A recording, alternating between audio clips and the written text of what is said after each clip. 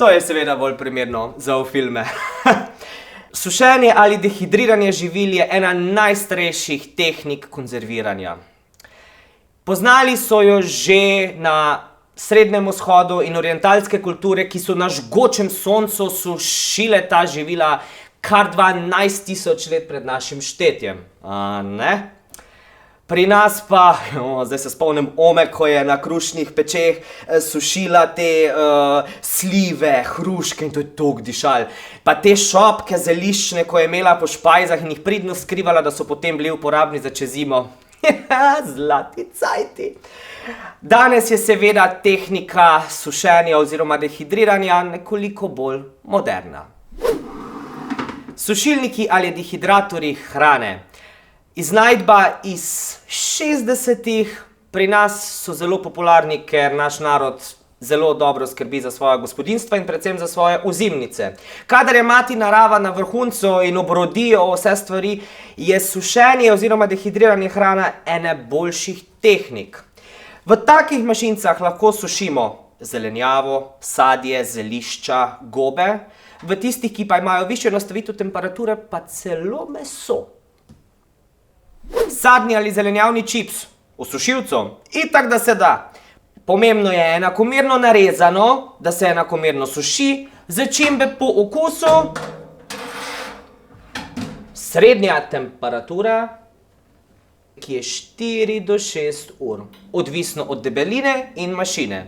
Seveda pa se da tukaj notri narediti tudi odličen beef jerky, torej sušeno govedino, ki ob pravi marinadi in enakomerni debelini na maksimalni temperaturi v 8 do 10 urah da odličen beljakovinski prigrizek.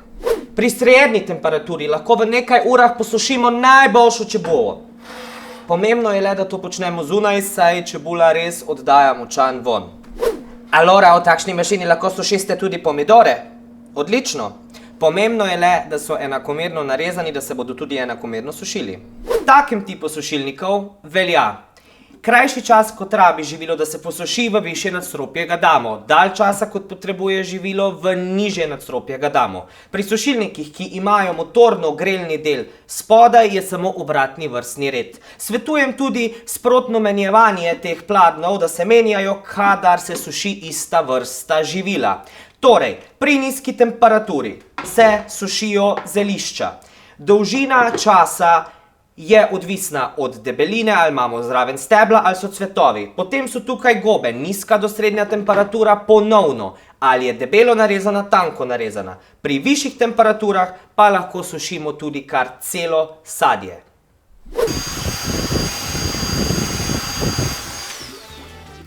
To je najbolj pomembna stvar, ki jo je potrebno vedeti pri vzdrževanju in čiščenju dehidratorjev oziroma sušilnikov. Te mašine, oba tipa, vlečejo v sebe zrak in ga tudi potem ven pihajo, zato je res pomembno, da je to dobro očiščeno. Pri pladnjih, pri sušilni površini si lahko pomagamo z peki papirjem, da ga enostavno položimo noter. Res je, da nam bo vzelo malo časa to obrezovanje, ampak bistveno skrajša čas čiščenja, sploh kadar sušimo sadje, ki te sokove in ta sirup spusti in verjemte, tole površino ni fajn pucati. To je pa vsa umetnost. Pravilna nega, mokra krpa, da se ga ne preobremeni, da ne trpi motor in termostat zaradi zamašenih šop. In jaz mislim, da je to. Je pa ena stvar, sušilniki, res je, da so veliki, da dolgo rabijo, da posušijo, ampak z nekaj kreative so lahko res pravi čarovniki za vse vrste živil.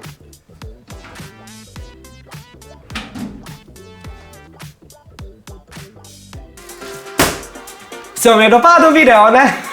No, ker vsi vse tak radi lajkamo in komentiramo, ste seveda vabljeni tudi k temu, prisrčno ste vabljeni tudi k deljenju in pa da se mi slučajno niste pozabili naročiti na naš YouTube kanal. Za konkretna vprašanja smo vam na voljo na Facebookovi strani Kam ste stari, kjer vam bomo serviseri rade volje priskočili na pomoč.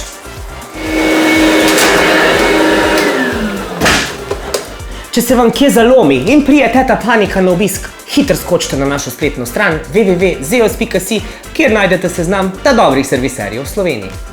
Vam pa povem, da se vam res splača slediti tudi našim preostalim akcijam na Facebookovi strani Še sem uporaben, ker saj veste, itak, da se da.